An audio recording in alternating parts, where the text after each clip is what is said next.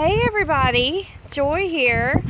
My phone's still weird, so I'm gonna just turn around and say hi real quick. And welcome all of you replay viewers too. Hey Claire, hey y'all. Hello everybody. Let me say hi real quick. All right, hello. I don't know what I look like. When I do the little switchy thingy, it doesn't always work. Anyway, so I'm doing a little bit of weeding and trimming. And I'm going to go in the front yard. I'm pretty, thank you. And so let me tell y'all when you know I'm serious about something. If you see me looking like that where my hair was back, and y'all know I have my hod out or my milk crate, and then I'm going to have to like look down to show y'all. And I got my little gardener's thing on with gloves and some trimmers. Hello, Elaine. Y'all know I am dead serious gardening when I got all my gear on. Or as the city folks might say, accoutrement. So what I did the other day, garden holster, hello, boom, hashtag.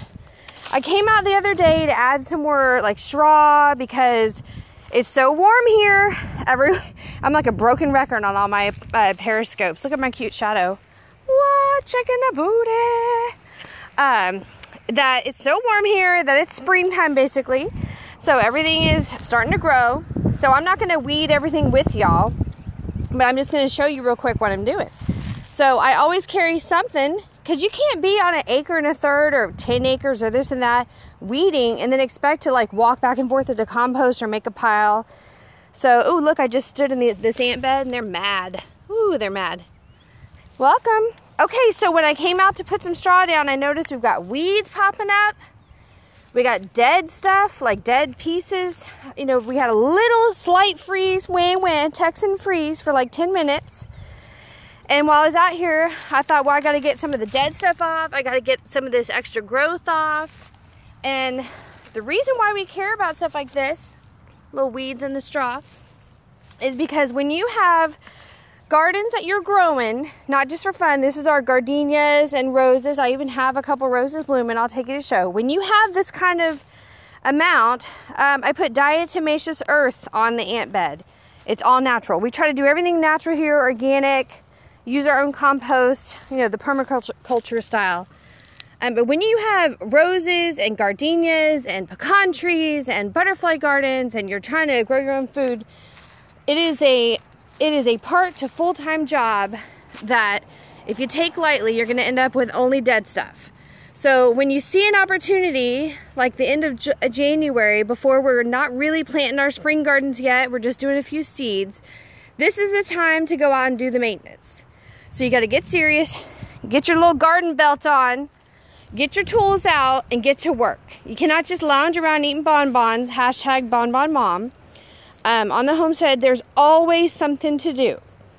So I guess if you're in Alaska, you just do things inside. Maybe you're sewing or something. But down in Texas, you need to get out, deadhead. I'm just kind of playing here.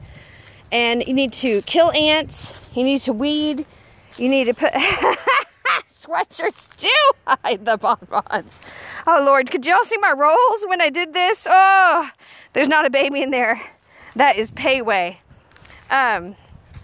You just need to like get yourself in a space where you're not freaking out and being like, oh my gosh, I can't possibly do this, you know, because sometimes when you're gardening, it's pretty much like any other job, whether you're homeschooling your children or if you are working a 40-hour-a-week job. When you start to see buds on the tree, that didn't mean sit back and go, ooh, I'm a good gardener. That means get your butt in gear. Because if buds are coming, weeds are coming. If weeds are coming, wasps are coming. If wasps are coming, mosquitoes are coming. So you got to get your fake wasps nests out. You got to start weeding. You got to start getting that mulching. For us, we don't buy it. We use leaves and straw. You got to get things trimmed because you want like, oh, my hibiscus. I could take you and show you that. Your hibiscus plants are going to be nice and bushier if you fake wasp nests. So if you have fake wasp nests, they're like take a brown paper lunch bag like for your kids, blow it up, put a little twisty on it and hang it. I don't think I have any up to show you. You can also buy them on Amazon if you want to be super fancy. The homemade or the Amazon ones work. But look, dead stuff. See that? It's going to inhibit growth. You know what I mean? There you go. So on these hibiscus plants or plants that are like hibiscus, see the new growth at the bottom? Pretty, flowering. Yeah, it's great. Get to work. You can't just sit around and look at it. You need to trim it, because if you don't trim it, then it's going to be all this long leggy. There's not going to be any flowers up here, and that's not what we want. So anyhow, that's what I'm doing. I got my gear out. I'm serious as sin. I'm going to trim. I'm going to get all this stuff out of here. Yellow leaves and dead leaves. Hello, Mr. Lizard. Where did he go? Let's see. And we're going to get it ready, because the yard's going to be beautiful. And if you don't do this prep work, roses. Well, let's go back out. So on roses, I don't know much about roses. I'm winging it. I'm winging it. I just planted a yellow rose in Houston. Now is okay to plant it.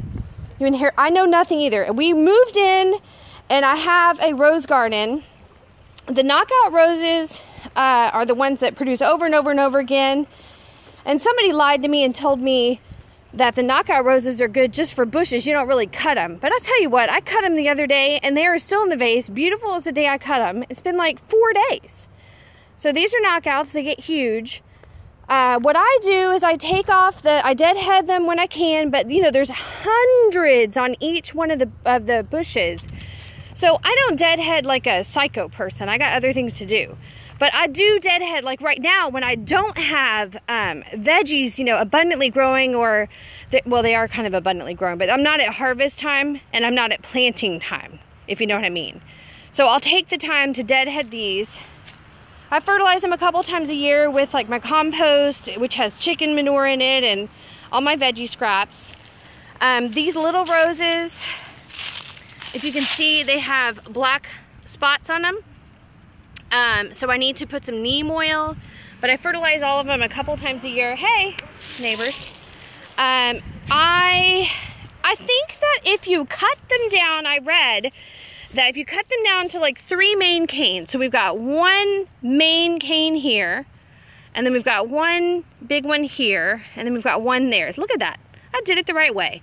And then it comes out with other little shooters. That will concentrate the energy into these main canes, and then I will have apparently more growth. And look, boom.